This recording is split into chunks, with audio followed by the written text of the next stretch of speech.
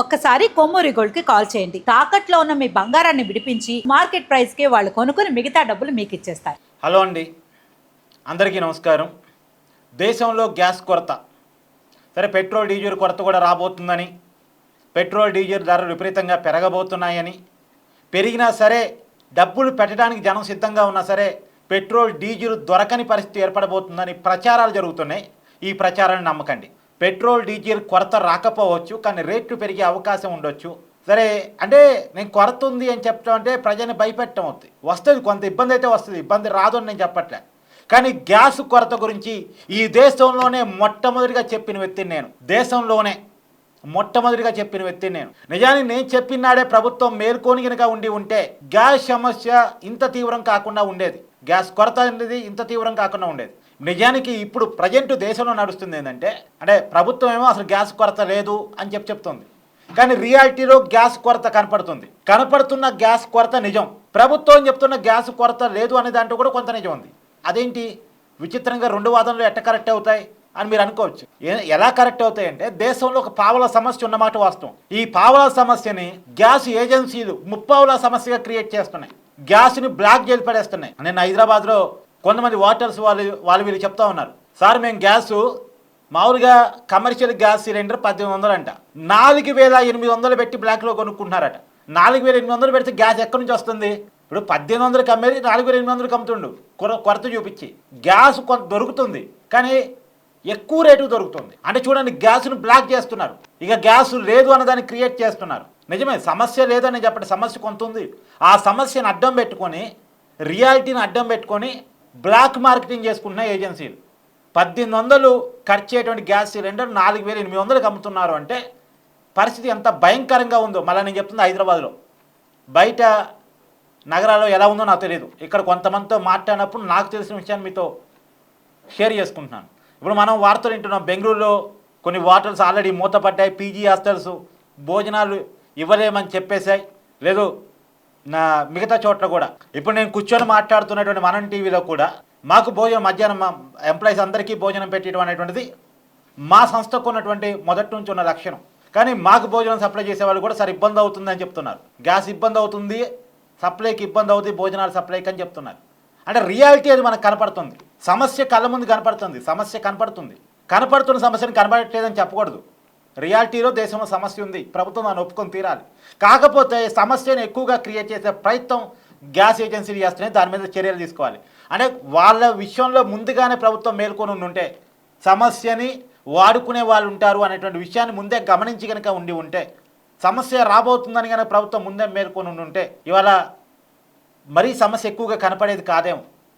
హైదరాబాదులో ఉన్నటువంటి PG hostels అన్నీ కూడా నిన్న సమావేశమయ్యి మాకు గనక కమర్షియల్ గ్యాస్ సప్లై చేయకపోతే మేము హాస్టల్స్లో వాళ్ళకి ఫుడ్ పెట్టలేమని చెప్పి తేల్చి చెప్పారు.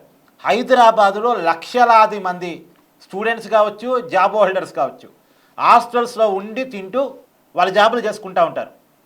ఇవాళ లక్షలాది మందికి ఫుడ్ ఇబ్బంది వచ్చింది అంటే నానా రకాల తిప్పలు అవుద్ది, నానా రకాల ఇబ్బంది అవుద్ది. ఇప్పటికే హైదరాబాదులో స్టార్టర్స్ మెనూలు మార్చేశారు. నో స్టార్టర్స్ అని బోర్డులు పెడుతున్నారు. ఓన్లీ బిర్యానీ, రైసు ఇంతవరకే ఉన్నాయి. ఇవైతే ఎలక్ట్రికల్ స్టవ్ల మీద కూడా చేయొచ్చు కాబట్టి అది ఎక్కువ గ్యాస్ పట్టేటువంటి వాటిని దాదాపుగా క్లోజ్ చేస్తున్నారు. ఇప్పుడు హైదరాబాదులో ఒక ప్రముఖ స్టార్ హోటల్లో ఒక్క రోజులో 50 సిలిండర్లు వాడతారట. ఒక్క రోజులో 50 సిలిండర్లు. ఎందుకు 50 సిలిండర్లు ఖర్చు అవుతుందంటే స్టార్టర్స్ ఎక్కువ చేస్తూ ఉంటారు. అక్కడికి వచ్చేటువంటి అక్కడ అంటే ఆ హోటల్స్ బుక్ చేసుకునే వాళ్ళంతా కూడా రకరకాల పెళ్లి వేడుకలు, ఎంగేజ్మెంట్స్, రకరకాల ఫంక్షన్ల కోసం బుక్ చేసుకుంటూ ఉంటారు కదా హోటల్స్. వాటికి ప్యాకేజ్ కింద ఫుడ్ సప్లై చేస్తూ ఉంటారు. ఆ ఫుడ్ సప్లైలో ఎక్కువగా స్టార్టర్స్ ఉంటుంటాయి. స్టార్టర్స్ అంటే ఎక్కువ దానికి గ్యాస్ పట్టింది, ఎక్కువ ఆయిల్ కూడా పట్టింది. ఇప్పుడు ఇవన్నీ కొరత వచ్చే పరిస్థితి ఉందనే కారణం చేత, ఆ గ్యాస్ సిలిండర్ కొరత కారణం చేత దాదాపుగా ఆ స్టార్టర్స్ బంద్ చేశారట. నిజానికి ఇలాంటి రెస్టారెంట్స్ కొన్ని స్టార్టర్స్ కనుక కొన్నాళ్ళు బంద్ చేస్తే మళ్ళీ గ్యాస్ కొంత అక్కడ ఖర్చు అంటే అక్కడ వినిమయం తగ్గిందంటే ఆ గ్యాస్ మందం మిగతా వాళ్ళు సప్లై చేయొచ్చు. నిన్న ఒక ఫోటో వైరల్ అవుతుంది. షాగోష్ హోటల్ హైదరాబాద్లోనే ఒక పెద్ద ప్రముఖ రెస్టారెంట్. ఆ షాగోష్ హోటల్లో కట్టెల పొయ్యి మీద బిర్యానీ వండుతున్నారు. అంటే రంజాన్ మోసం కదా, ఎక్కువ మంది తింటారు అనే కారణం చేత కట్టెల పొయ్యి మీద బిర్యానీ వండుతున్నారు. మనం హైదరాబాద్లో కట్టెల పొయ్యి కల్చర్ మర్చిపోయి చాలా ఏళ్ళు అవుతుంది. అశోక్ నువ్వు ఎప్పుడైనా చూసావా కట్టెల పొయ్యి మీద వండటం ఈ మధ్యకాలంలో హైదరాబాద్లో? అది పరిస్థితి.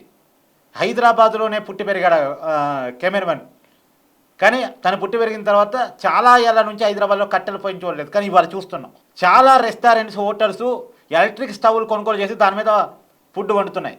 సరే, ఎలక్ట్రిక్ స్టవ్ల మీద మేజర్గా రైస్ వండొచ్చు, కొన్ని కర్రీస్ చేయొచ్చు మోస్ట్లీ. సో అన్ని రకాల వంటకాలు అయితే కొంత సాధ్యం కాకపోవచ్చేమో, చూడాలి ప్రాక్టికల్గా. ఏదేమైనా ఒక ఇబ్బందికరమైన వాతావరణం అయితే కనపడుతుంది. మనందరం కూడా జాగ్రత్తగా ఉండాలి, ప్రత్యామ్నాయ మార్గాలు దృష్టి పెట్టాలి, గ్యాస్ జాగ్రత్తగా వాడుకోవాలి. సమస్య మన ప్రభుత్వాల వల్ల వచ్చింది కాదు, మనకు తెలిసి వచ్చింది కాదు. ఇరాన్ వర్సెస్ ఇజ్రాయెల్ అమెరికా యుద్ధం వల్ల క్రియేట్ అయిన సమస్య. మన దేశానికి రావాల్సినటువంటి గ్యాసు చమురు సప్లైలో దాదాపు 50-60% హార్మోజ్ జలసంధి నుంచి వస్తుంది. అది ఇరాన్ మీదుగా ఉండేటువంటి జలసంధి. దాన్ని ఇరాన్ మూసివేసింది, అక్కడ దాడులు చేస్తూ ఉంది. ఆ పరిస్థితి వల్ల ఇవాళ మనకి ఇబ్బంది వచ్చింది.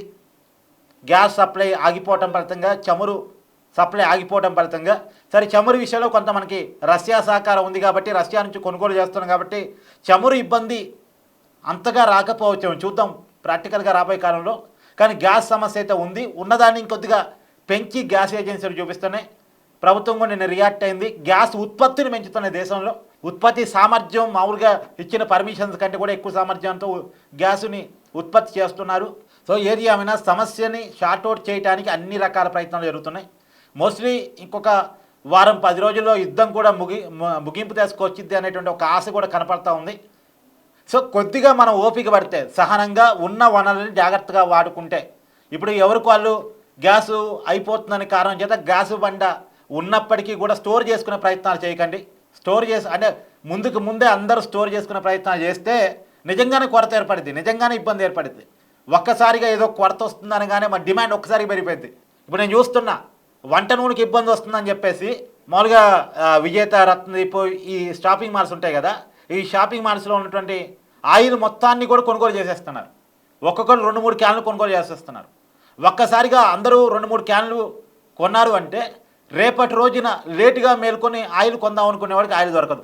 ఇప్పుడు మామూలుగా ఏ షాపింగ్లో అయినా ఏముంటుంది, ఆ షాప్లో ఈ రోజుకి ఎన్ని ఆయిల్ క్యాన్స్ అమ్ముడుపోతాయి అన్న దాన్ని బట్టి వాళ్ళ డిమాండ్ బట్టి సప్లై చేయించుకుంటూ ఉంటారు. కానీ సప్లై కంటే డిమాండ్ ఒక్కసారిగా పెరిగింది అనుకోండి, ఎవడు ఇవ్వలేడు. ఆయిల్ కొరత కనపడింది. మళ్ళీ ఆయిల్ కొరత ఉంది అనేది ఒకటి క్రియేట్ అయిందంటే మళ్ళీ ఆయిల్ని బ్లాక్ చేసే వాళ్ళు ఉంటారు. ఆయిల్ రేట్ని పెంచుతారు. అంటే మన ఇళ్లలో ఉండే వంట నూనె గురించి చెప్తున్నాను నేను మీకు. సో సమస్య ఉంటే ఒక రకం, సమస్యను వాడుకునే వాళ్ళు కూడా దేశంలో చాలామంది ఉన్నారు. సో చాలా జాగ్రత్తగా ఉండండి. మీరు మీ ఏరియాల్లో మీరు ఫేస్ చేస్తున్న ప్రాబ్లమ్స్ కూడా కామెంట్ చేయండి. ఎలాంటి ప్రాబ్లమ్స్ వస్తున్నాయి రియాలిటీలో అనేటువంటిది.